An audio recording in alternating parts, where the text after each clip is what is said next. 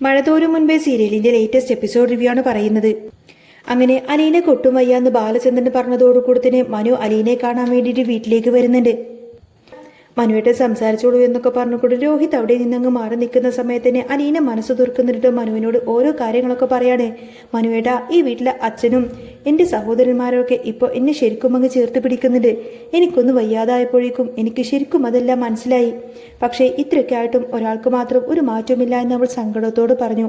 അത് വൈജയൻ്റെ അല്ലേ എന്ന് മനു ചോദിച്ചപ്പോൾ അതേന്ന് അലീന മറുപടി നൽകി.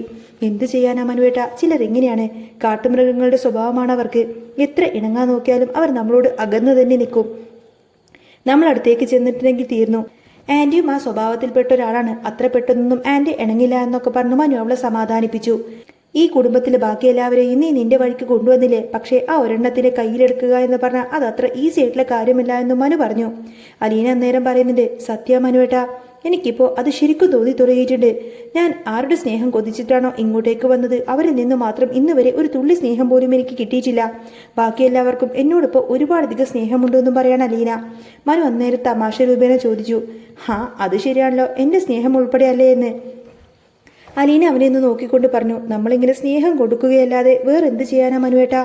അന്നേരം പറയുന്നത്, അങ്ങനെയൊന്നും പറയരുത് മനുവേട്ടാ.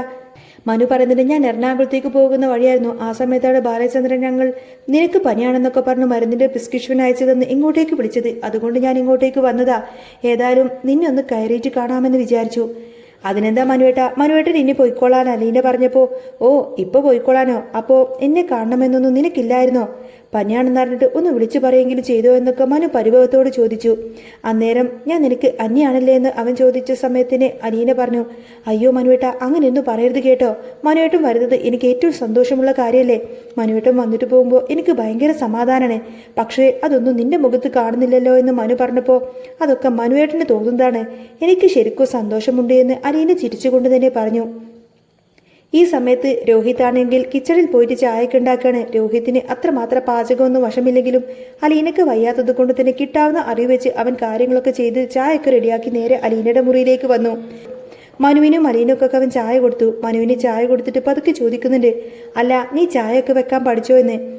അത്യാവശ്യം കുഴപ്പമില്ല, അത്ര വലിയ ടേസ്റ്റ് ഒന്നും കാണത്തില്ല മനുവേട്ട എന്ന് രോഹിത് മറുപടി നൽകി.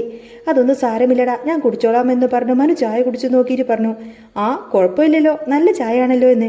അന്നേരം രോഹിത് ചിരിച്ചുകൊണ്ട് പറഞ്ഞു, വേണ്ട മനുവേട്ട, അലീന ചേച്ചി ഉണ്ടാക്കുന്ന ചായയുടെ അടുത്ത് പോലും ഈ ചായ എത്തില്ല എന്ന് എനിക്കറിയാം.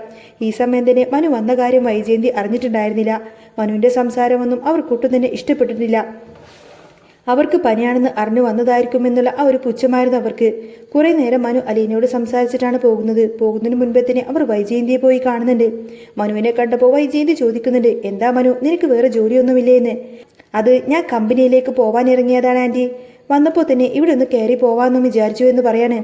ഓ, തമ്പുരാട്ടിക്ക് പനിയായതുകൊണ്ട് വന്നതായിരിക്കുമല്ലേ എന്ന് അവർ കളിയാക്കിക്കൊണ്ട് ചോദിച്ചു. എന്താ ആൻറ്റി എപ്പോഴും ഇങ്ങനെ എല്ലാവരെയും കുറ്റപ്പെടുത്തിക്കൊണ്ട് ഇങ്ങനെയൊക്കെ സംസാരിക്കുന്നത്? ഇതുകൊണ്ടൊക്കെ ആൻറ്റിക്ക് എന്ത് ഗുണമാ കിട്ടുന്നത് എന്ന് ചോദിക്കാണ് മനു. എടാ, നിനക്ക് പ്രത്യേകിച്ച് ഗുണമൊന്നും കിട്ടാനില്ല.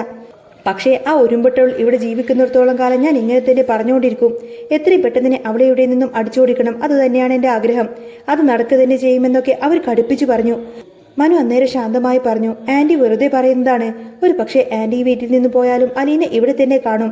അവളെ ഇവിടെ നിന്നും ആരെങ്കിലും പറഞ്ഞു വിടുമെന്ന് ആൻറ്റിക്ക് തോന്നുന്നുണ്ടോ? അച്ഛനോ നിങ്ങളുടെ മക്കളോ ആരും തന്നെ അതിന് സമ്മതിക്കില്ല. ഇപ്പൊ ആൻറ്റിയുടെ മക്കളെല്ലാം തന്നെ അലീനയുടെ കൂടെയാണ്. ആൻറ്റി മാത്രമാണ് ഇങ്ങനെ മാറി നിൽക്കുന്നത്. അത് എന്തുകൊണ്ടാണെന്ന് ആൻറ്റി തന്നെ ആലോചിച്ചു നോക്കിയിട്ടുണ്ടോ എന്ന് ചോദിക്കാണ് മനു. അവൾ എന്തോ കൈവശം കൊടുത്ത് എല്ലാവരെയും മയക്കി വെച്ചിരിക്കുകയാണെന്ന് വൈജയന്തി കുറ്റപ്പെടുത്തി പറഞ്ഞപ്പോൾ മനു അങ്ങ് ചിരിച്ചു. എൻ്റെ പൊന്നാൻറ്റി, ഇതൊക്കെ വെറും പറച്ചിലല്ലേ, അങ്ങനെയൊന്നും അല്ല കാര്യം. അലീന എല്ലാവർക്കും സ്നേഹം കൊടുത്തതാണ്. ആൻറ്റി ഒന്ന് സ്നേഹിച്ചു നോക്ക്, അവളൊരു പാവാണ് ആൻറ്റി. ആൻറ്റി വിചാരിക്കുന്നത് പോലെ ഒന്നുമല്ല എന്ന് മനു പറഞ്ഞു. പിന്നെ ഒരു പാവം, അവൾ ഈ വീട്ടിലേക്ക് വലതുകാൽ വെച്ച് എന്ന് കയറിയോ അന്ന് തുടങ്ങിയതാണ് ഈ കുടുംബത്തിന്റെ കഷ്ടകാലമെന്ന് പിറുപിറുത്തുകൊണ്ടതിന് വൈജയന്തിക്ക് ദേഷ്യം വരികയാണ്. ആൻറ്റിക്ക് തോന്നുന്നതാണ് അതൊക്കെ. അലീന വന്നതുകൊണ്ടല്ല പ്രശ്നങ്ങളുണ്ടായത്. അലീന ഇപ്പോൾ ഇവിടെ ഇല്ലായിരുന്നുവെങ്കിൽ രോഹിത്തിന്റെ പ്രശ്നം നടന്നപ്പോൾ ആൻറ്റി എന്ത് ചെയ്തേനെ? ആൻറ്റിക്ക് എന്തെങ്കിലും ചെയ്യാൻ പറ്റുമായിരുന്നോ? ആക്സിഡന്റ് ഉണ്ടായതും അവൾ വന്നതുകൊണ്ടല്ല. അതൊക്കെ തലയിൽ വരച്ചതാണെന്ന് മനു പറഞ്ഞു. മനുവിന്റെ അമ്മയും ഇതുപോലെ തന്നെയായിരുന്നു എന്നും ഇപ്പോൾ ഹരിയെ പുറത്തെടുക്കാൻ വേണ്ടിയിട്ട് പെടാപാട് പെടുവാണെന്നും മനു ഓർമ്മിപ്പിച്ചു. ഇവിടെ അലീന ഉള്ളത് കൊണ്ട് മാത്രമാണ് രോഹിത്തിന് നീതി കിട്ടിയത്. ഇനിയെങ്കിലും ആന്റി അത് മനസ്സിലാക്ക്. വെറുതെ അവളെ കുറ്റം പറഞ്ഞിട്ടൊന്നും കാര്യമില്ല. ആന്റി മാറിയില്ലെങ്കിൽ ഈ കുടുംബത്തിന് സമാധാനം ഉണ്ടാവില്ല എന്ന് മനു ഉപദേശിച്ചു. എന്തിനാ മക്കളുടെ സന്തോഷം കൂടി ഇങ്ങനെ നശിപ്പിക്കുന്നത് എന്ന് അവർ ചോദിച്ചെങ്കിലും പോത്തിന്റെ ചെവിയിൽ വേദം മോദിയിട്ട് കാര്യമില്ല എന്ന അവസ്ഥയായിരുന്നു അവിടെ വൈജയന്തിക്ക്. അവൾ ബാലചന്ദ്രന്റെ അവിഹിത സന്തതിയാണെന്നും അവളാണ് എല്ലാ പ്രശ്നത്തിനും കാരണക്കാരിയെന്ന് തന്നെയായിരുന്നു വൈജയന്തിയുടെ ചിന്ത. ഒടുവിൽ മനു തോറ്റങ്ങ് പിന്മാറാണ്. പറഞ്ഞു കൊടുത്തിട്ട് യാതൊരുവിധ കാര്യവുമില്ല. അവന് മനസ്സിലായി. പകൽ മുഴുവൻ രോഹിത് അലീനയെ നന്നായി നോക്കി. ഇതൊക്കെ കണ്ടപ്പോൾ വൈജയന്തിക്ക് സഹിക്കാനാവില്ല. അവൾ രോഹിത്തിനെ മാറ്റി നിർത്തിക്കൊണ്ട് കുറെ അധികം ചീത്ത പറഞ്ഞു. എടാ, നിനക്കിത് എന്തിന്റെ കേടാണ്? ആ ഒരുമ്പട്ടവളെ ശുശ്രൂഷിക്കാൻ നിനക്കെന്താ നാണമില്ല എന്നൊക്കെ അവർ ചോദിച്ചപ്പോൾ രോഹിത് വിട്ടുകൊടുത്തില്ല. എനിക്ക് വയ്യാതെ കിടന്നപ്പോൾ അലീന ചേച്ചി മാത്രമേ എന്നെ നോക്കാനുണ്ടായിരുന്നുള്ളൂ. എന്റെ അമ്മ പോലും എന്റെ അടുത്തേക്ക് ഒന്നുപോലും വന്നിട്ടില്ല. ചേച്ചി എന്നെ നോക്കിയതുപോലെ എനിക്ക് ചേച്ചിയെ നോക്കണമെന്ന് തന്നെ അവൻ അങ്ങ് തീർത്തും പറഞ്ഞു. എടാ, നമ്മുടെ ഈ വീടിന്റെ അന്തസ്സ് നോക്കണ്ടേന്ന് അവർ ചോദിച്ചപ്പോൾ ആ അന്തസ്സ് ഉള്ളത് കൊണ്ടാ ഞാൻ ചേച്ചിയെ നോക്കുന്നത് എന്ന് പറഞ്ഞ് അവൻ അവിടെ നിന്നും പോയി.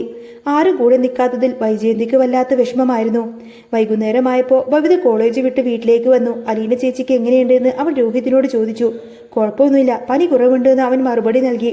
മനുവേട്ടൻ വന്നിരുന്നോ എന്ന് ബബിത ചോദിച്ചപ്പോൾ അതെന്താ നീ ഇങ്ങനെ ചോദിക്കുന്നത് എന്ന് രോഹിത് തിരിച്ചു ചോദിക്കണേ.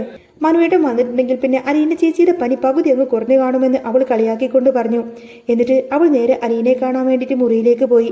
ഈ സമയം രോഹിത് മുറ്റം അടിച്ചു വരാൻ തുടങ്ങിയിരുന്നു. അലീനക്ക് വയ്യാത്തത് കൊണ്ട് തന്നെ മുറ്റഭാഗ കരിയിലകളൊക്കെ വീണ് കിടക്കുന്നുണ്ടായിരുന്നു. ബബിത അലീനയുടെ അടുത്തേക്ക് ചെന്ന് നെറ്റിയിൽ തൊട്ടു നോക്കി. ചൂട് കുറവുണ്ടല്ലോ എന്ന് പറഞ്ഞു. എനിക്കിപ്പോൾ കുഴപ്പമൊന്നുമില്ല എന്ന് അലീന പറഞ്ഞപ്പോൾ വെറുതെ ഓടി നടക്കണ്ടെന്നും മനുവേട്ടൻ വന്നപ്പോൾ തന്നെ അസുഖം മാറിയല്ലോ എന്നും അവൾ കളിയാക്കിക്കൊണ്ട് പറഞ്ഞു. അലീന അവളെ ഒന്ന് നോക്കിയിട്ട് പതുക്കെ ചിരിച്ചു.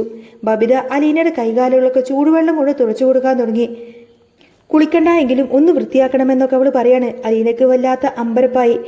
തനിക്ക് വേണ്ടിയിട്ട് ബബിത ഇത്രമാത്രം കാര്യങ്ങളൊക്കെ ചെയ്യുന്നത് കാണുമ്പോൾ അവൾക്ക് ശരിക്കും ഒരു അത്ഭുതമാവാണ്.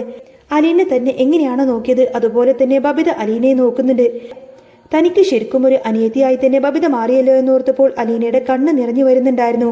കാരണം ബബിത അവിടെ ഇരുന്നിട്ട് അലീനയുടെ കാലിങ്ങനെ തുടച്ചു കൊടുക്കുമായിരുന്നു. തുടർന്ന് ബബിത അടുക്കളയിൽ പോയിട്ട് ചായയും സ്നേക്കൊക്കെ എടുത്തോണ്ട് വന്നിട്ട് വിശക്കുന്നില്ലെന്ന് അലീന പറഞ്ഞതുപോലും അതൊന്നും കേൾക്കാതെ അവൾ ചായയിൽ മുക്കിയിട്ട് റസ്കൊക്കെ അലീനയുടെ വായിലേക്ക് വെച്ചു കൊടുക്കുകയാണ്. അലീനയുടെ മനസ്സലിഞ്ഞുപോയി. തന്റെ അനുജത്തിമാരിൽ നിന്നും ഇങ്ങനൊരു സ്നേഹം അവൾ ഒട്ടും തന്നെ പ്രതീക്ഷിച്ചിട്ടുണ്ടായിരുന്നില്ല. പുറത്ത് രോഹിത് മുറ്റം അടിച്ചു വാരിക്കൊണ്ടിരിക്കുമ്പോഴാണ് കൃഷ്ണമോൾ സ്കൂൾ വിട്ട് വരുന്നത്. രോഹിത് മുറ്റം അടിക്കുന്നത് കണ്ട് അവൾ അങ്ങനെ അന്തം വിട്ടു പോയി. എന്താ രോഹിത്തായിട്ടായത്? ഞാൻ സ്വപ്നം കാണാണോ? അവൾ ചോദിച്ചു. അലീന ചേച്ചിക്ക് വയ്യാത്തത് കൊണ്ട് തന്നെ ഞാൻ മുറ്റം അടിച്ചു വരാമെന്ന് വിചാരിച്ചതാണ്. നീ പോയിട്ട് ഡ്രസ്സ് മാറിയിട്ട് ചായ കുടിച്ചോ എന്ന് രോഹിത് പറഞ്ഞു. ചായ ഞാൻ ഉണ്ടാക്കി വെച്ചിട്ടുണ്ട് എന്ന് അവൻ പറഞ്ഞപ്പോൾ കൃഷ്ണമോൾക്ക് വല്ലാത്തൊരു അത്ഭുതമാവാണ്. അലീന ചേച്ചി വന്നതുകൊണ്ട് തന്നെ ഈ വീട്ടിലുണ്ടായ ഒരു മാറ്റങ്ങൾ ഓരോന്നോരോന്നായി കണ്ടു തുടങ്ങുകയായിരുന്നു. അലീനയുടെ ആ ഒരു രോഗക്കിടക്ക് ശരിക്കും ആ വീടിന്റെ ഐശ്വര്യം തിരിച്ചു പിടിക്കാനുള്ള ഒരു വഴിയായിരുന്നു. ദിവസങ്ങൾ കഴിയുന്തോറും വൈജയന്തിയുടെ വാക്കുകൾക്ക് മൂർച്ച കുറഞ്ഞു വന്നു. കാരണം അവർ സ്നേഹിക്കുന്ന രോഹിത്തും ബബിതയൊക്കെ അലീനയെ അത്രമേൽ കരുതലോടുകൂടിയാണ് നോക്കുന്നത്. ഒരു ദിവസം രാത്രി അലീനയ്ക്ക് ശ്വാസം മുട്ടൽ കൂടിയപ്പോൾ ഒന്നും അറിയാത്ത ഭാവത്തിൽ നിന്നിരുന്ന വൈജയന്തി പോലും അറിയാതെ അടുക്കളയിൽ പോയിട്ട് ചുക്ക് കാപ്പി തിളപ്പിച്ചു കൊടുക്കുന്ന ആ ഒരു രംഗങ്ങളൊക്കെ ഇനി വരുന്നു കേട്ടോ. അത് രോഹിത്തിന്റെ കയ്യിൽ കൊടുത്തു വിടുമ്പോൾ അവരുടെ ഉള്ളിലെ മഞ്ഞൊരുക്കി തുടങ്ങിയിരുന്നു. മനു ഇടയ്ക്കിടയ്ക്ക് വന്നുപോയിക്കൊണ്ടേയിരുന്നു. അലീനയും മനുവും തമ്മിലുള്ള ആ ഒരു ബന്ധം വെറും ഒരു പ്രണയത്തിനപ്പുറം ഒരു കുടുംബത്തെ ചേർത്ത് നിർത്തുന്ന ഒരു ചരടായി മാറി. രോഹിത്തിന്റെ കേസ് കോടതിയിലെത്തിയപ്പോൾ അലീന ശേഖരിച്ച തെളിവുകളെല്ലാം തന്നെ നിർണായകമായി മാറി.